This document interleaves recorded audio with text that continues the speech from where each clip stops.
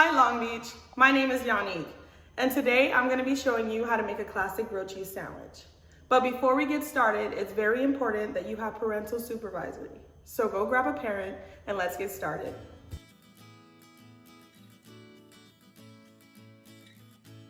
Okay, so when making a classic grilled cheese, there are no right ingredients.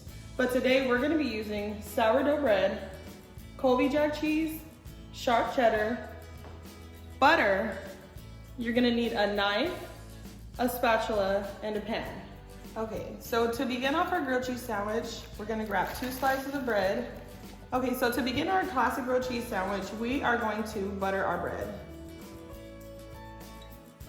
I like butter, so I'm gonna use a lot of butter. You can use however much you like to use. Okay, so remember, when buttering your bread, you wanna make sure you get it on all the edges. That's how you get that light golden brown. Okay, next step, we're gonna add some cheese.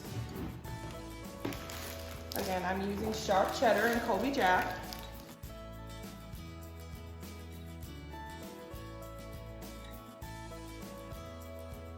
So you're gonna add your cheese. I'm using 1 Colby Jack and 1 sharp cheddar. You're gonna build your sandwich, and then you're ready to cook. It's very important to make sure that you are cooking on a low to medium heat. When making your grilled cheese, it's very important. Take your time. Okay, so we're already on a low to medium heat. Then we're gonna add our grilled cheese sandwich. And we're gonna cook on each side for about 2 to 3 minutes. All right, now it's time to flip your grilled cheese. I personally like mine crispy, but you can cook it however you like to make yours. So let's see. Ooh, that actually looks pretty good. Now that my grilled cheese is done, I'm gonna cut into it. Just remember, the grilled cheese is gonna be really hot when you take it off, so it's very important that you let it cool down. All right, here we go.